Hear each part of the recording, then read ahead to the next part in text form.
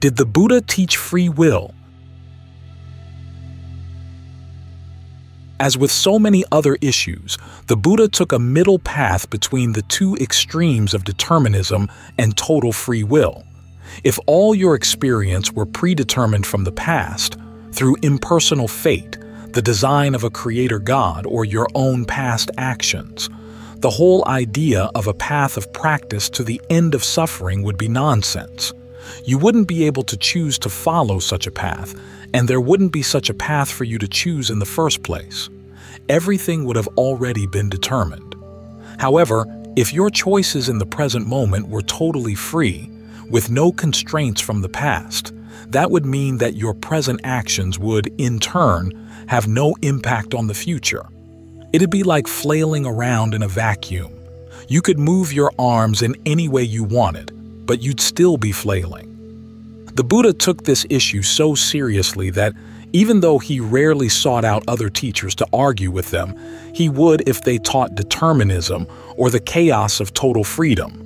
His alternative to their teachings was to outline a causal principle in which present experience is a combination of three things: the results of past intentions, your old karma, present intentions, and the results of present intentions.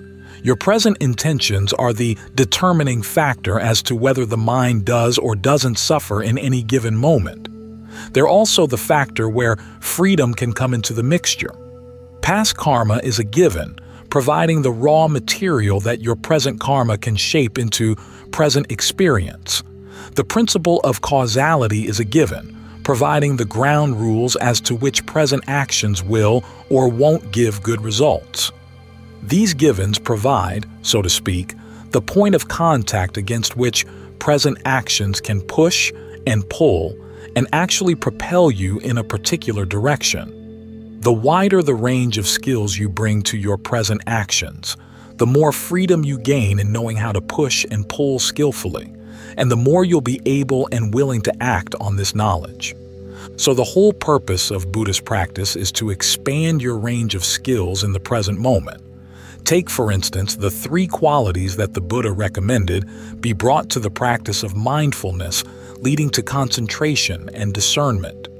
Alertness, the ability to be clearly aware of what you're doing as you do it, along with the results that come from what you're doing. Mindfulness, the ability to keep in mind lessons you've learned both from Dhamma instructions and from your own actions as to what's beneficial and what's harmful. And ardency, the wholehearted desire to act as skillfully as you can with every moment. As you develop these skills, you build a fund of knowledge as to what works and doesn't work in leading to true happiness. You also become a more discerning judge as to how to rate what it means to work and not work. And as you learn how to not be overcome by pleasure or pain, by maintaining your focus in the practice of concentration, even in the presence of intense pleasure, and by comprehending pain to the point of not suffering from it, you become like an expert cook, able to make good food out of whatever, good or bad, is in the kitchen pantry. The Buddha never explains why we have this potential for freedom of choice in the present moment. He just teaches how best to take advantage of it. If you follow his advice in exploring how far it can go, it leads you ultimately to a freedom of a totally different sort, a dimension absolutely free from conditions, the greatest freedom there is. To fully awaken to this dimension releases you from all the roots of unskillful behavior, greed, aversion, and delusion. You've mastered the skills needed not to suffer from past karma, and not to create any new karma with your present intentions. From that point on until death, you're free to will only what is skillful. After death, your freedom is so total that it can't be described. It's for the sake of this freedom that, instead of simply taking a position on free will, the Buddha taught how you can free your will from the unskillful limitations that keep it bound.